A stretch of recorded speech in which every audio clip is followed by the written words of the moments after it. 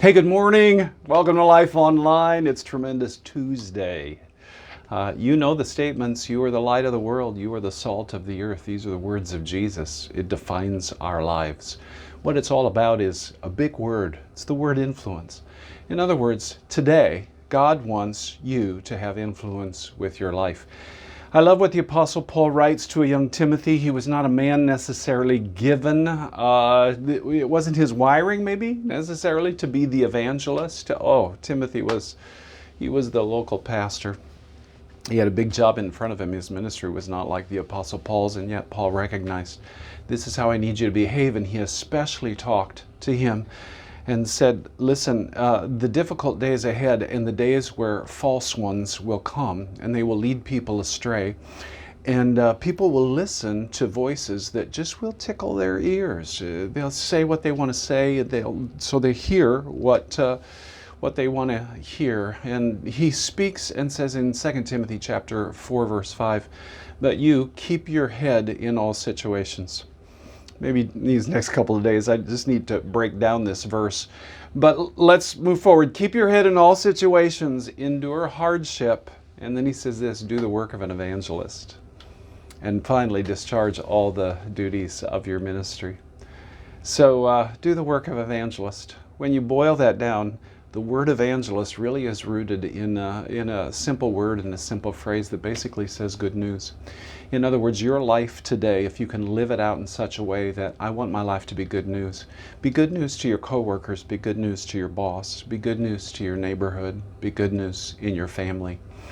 So we've dealt with attitude. That's one way that we can sure turn that one around, think on the good things and be positive. But the good news really boils down to a message. It's the message of the gospel. And we need to live out our lives where we are living out the example of our following after Jesus, but also we need to get it into our vocabulary and into our words. So yes, he's an evangelist. His name is Jerry Drace. But I love this sentence. Doing the work of an evangelist pastor means we preach sin as damning, the cross as necessary, the blood as cleansing, the resurrection as fact, and the second coming as expectant. It sounds like something that you would hear maybe 100 years ago, but this is a contemporary modern day evangelist. Good for you, Jerry. So here's the challenge that I want to give you today. God's not just calling for individuals who are pastors or who are in the formal roles of evangelism to have influence with their lives. In fact, the truth is that many times those roles as leadership gifts in the church are placing the challenge for the individuals inside the walls of the church to be transformed in such a way that when you head out into the world, that their lives are used for influence. So here's the question that I have for you.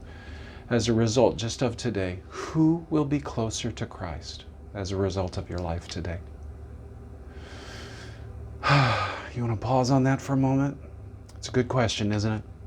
And I want you to, right now, just take a moment and consider the influence of your life, not tomorrow, not for the future. Yes, it will have influence for the future. And I want us to excel, take a good path, but it starts today.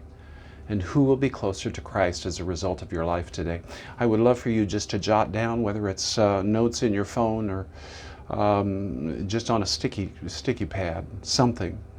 But would you etch in your life today someone that you can influence for the sake of the gospel, someone you can encourage, someone you can bless today? Who will be closer to Christ as a result of your life today? Live like this. Hey, God bless you, and I hope to see you tomorrow. God bless.